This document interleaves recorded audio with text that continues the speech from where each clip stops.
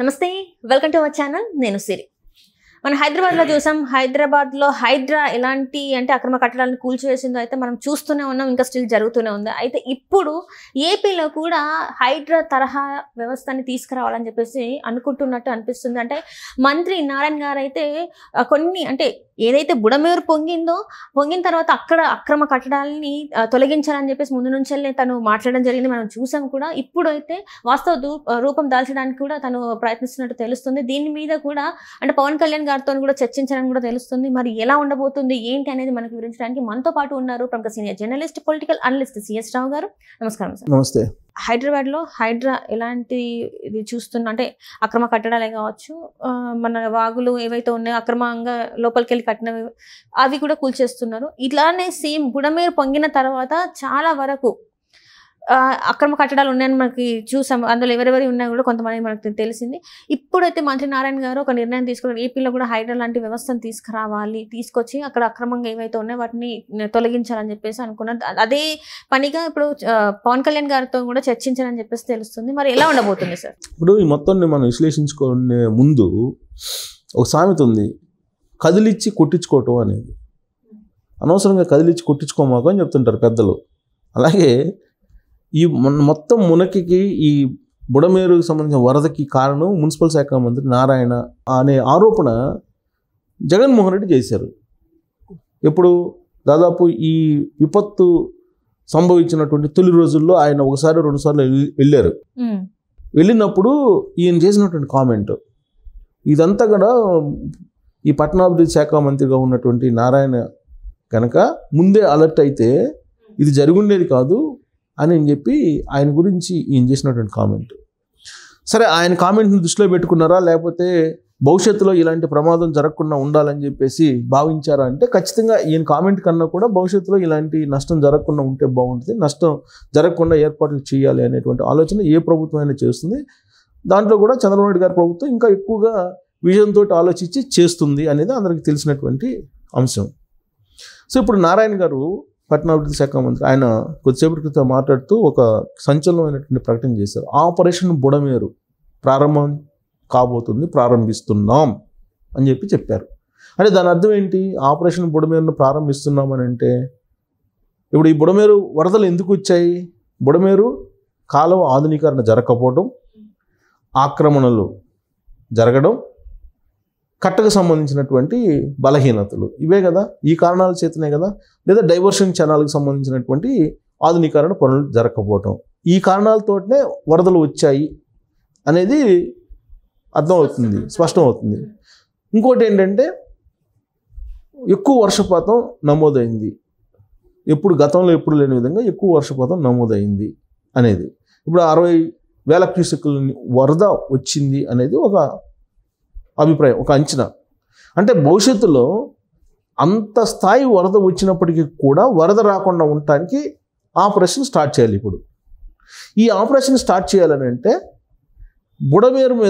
బుడమేరు కాలువ, బుడమేరు నుంచి కొల్లేరు వరకు ఉన్నటువంటి ఆక్రమణలను తొలగించాలి. ఈ ఆక్రమించినటువంటి వాళ్ళు ఎవరు? ఆక్రమించినటువంటి వాళ్ళు వైఎస్ఆర్ కాంగ్రెస్ పార్టీకి సంబంధించినటువంటి వాళ్ళు 90% ఉన్నారు అనేది ప్రాథమికంగా ఉన్నటువంటి ఇన్ఫర్మేషన్ ప్రభుత్వం దగ్గర. సుమారు 600 ఎకరాలు ఆక్యుపై చేశారనేది మంత్రి లోకేష్ గారు ఇటీవల కాలంలో మెన్షన్ చేసినటువంటి సమాచారం. ఈ 600 ఎకరాలని వైఎస్ఆర్ కాంగ్రెస్ పార్టీ వాళ్ళు 90% మంది ఆక్యుపై చేశారు. ఆక్యుపై చేసినటువంటి వాళ్ళు 90% ఉన్నారు. ఈ 90% ఉన్నారని చెప్పింది ఎవరు? డిప్యూటీ సీఎంగా ఉన్నటువంటి పవన్ కళ్యాణ్ గారు.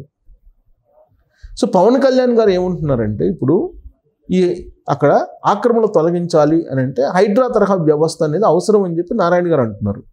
ఎస్, అవసరమే. కానీ ఎవరైతే ఆక్రమణదారులు ఉన్నారో వాళ్ళల్లో పేదలు, నిరుపేదలు ఎవరైతే ఉన్నారో ఆ నిరుపేదలను గమనించి వాళ్ళకి పునరావాసం కల్పించి ఈ ఆక్రమణను తొలగించండి అనేటువంటి ఒక సూచన చేశారు. ఇది కేవలం బుడమేరు వరకే పరిమితం చేయకుండా రాష్ట్ర వ్యాప్తంగా ఈ ఆక్రమణ తొలగించేటువంటి కార్యక్రమాన్ని హైడ్రా అనేటువంటి ఒక వ్యవస్థను ఏర్పాటు చేయడం ద్వారా ముందుకు తీసుకువెళ్ళాలి అనేటువంటి ఒక అభిప్రాయాన్ని పవన్ కళ్యాణ్ గారు వ్యక్తం చేశారు. ఎప్పుడు వ్యక్తం చేశారంటే నారాయణ గారు ఇమీడియట్గా హైడ్రా లాంటి వ్యవస్థను పెట్టాలి, హైడ్రా లాంటి వ్యవస్థను తీసుకొచ్చి దానికి పవర్ఫుల్గా ఉండేటువంటి ఒక సిస్టమ్ని, కొన్ని మార్గదర్శకాలను ఇచ్చి దాన్ని అమలు చేయాలి. హైదరాబాద్లో ఏ విధంగా అయితే హైడ్రా వ్యవహరిస్తుందో దానికి మించిన విధంగా హైడ్రాకి బలమైనటువంటి సపోర్ట్ చేసి ఆంధ్రప్రదేశ్లో ఆక్రమణను తొలగించాలి, అలాగే కాలువల్ని ఆధునీకరించాలి, నీటి నిర్వహణని బలోపేతం చేయాలి అనేది ఆలోచన. అలా చేస్తేనే భవిష్యత్తులో బుడమేరు లాంటి వరదలను అరికట్టగలము అనేటువంటి అభిప్రాయానికి వచ్చి నారాయణ గారు హైడ్రా లాంటి వ్యవస్థను తీసుకొస్తామని అని చెప్పి అంటున్నారు. ఆల్రెడీ తీసుకొస్తాం, ఆపరేషన్ బుడమేరుని ప్రారంభిస్తున్నాం అని అన్నారు. అంటే దాని అర్థం ఏంది? ఇప్పుడు వైఎస్ఆర్ కాంగ్రెస్ పార్టీ వాళ్ళకి సంబంధించిన ఆక్రమణలు ఆక్రమణలు వైఎస్ఆర్ కాంగ్రెస్ పార్టీ, ఆ తెలుగుదేశం, జనసేన అని కాదు. కాకపోతే ఆక్రమించుకున్నటువంటి వాళ్ళు ఎక్కువ మంది వైఎస్ఆర్ కాంగ్రెస్ పార్టీ వాళ్ళు ఉన్నారు. ఎందుకు 2019 నుంచి 2024 వరకు వైఎస్ఆర్ కాంగ్రెస్ పార్టీ వాళ్ళు చేసింది ఏంటంటే భూదందా, లిక్కర్ దందా, ఇసుక దందా, మైనింగ్ దందా, ఇదే కదా చేసింది. జగనన్న కాలనీలు అని చెప్పి చేసింది ఏంది వాళ్ళు? అదే కదా, భూదందానే కదా. దాని మీద తెలుగుదేశం పార్టీ వాళ్ళు అనేక ధర్నాలు చేశారు అప్పట్లో ప్రతిపక్షంగా. జగనన్న కాలనీలు మునిగిపోతే ఆయన ఇచ్చినటువంటి ప్రాంతాల్లో అనవసరంగా వాళ్ళని ముంపుకు గురి చేస్తున్నాడు ఈయనని.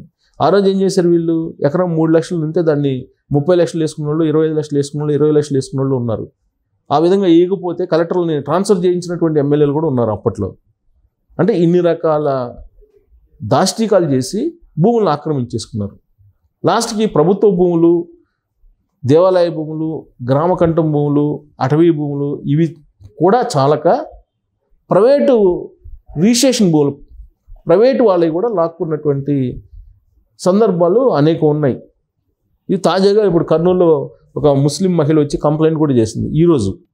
ఎవరు ఆయన అక్కడ వైఎస్ఆర్ కాంగ్రెస్ పార్టీకి సంబంధించిన మాజీ ఎమ్మెల్యే ఆక్యుపై చేశాడని చెప్పేసి. సో ఇలాంటివన్నీ ఆంధ్రప్రదేశ్లో చాలా ఉన్నాయి. అందుకే నారాయణ గారు ఒక మాట అన్నారు, హైడ్రా రాకముందే మీరు స్వచ్ఛందంగా ముందుకొచ్చి మీరు చేసినటువంటి ఆక్రమణలని మీరు ఇచ్చేసేయండి ప్రభుత్వానికి అని చెప్పి ఒక పిలుపు కూడా ఇచ్చాడు ఆయన.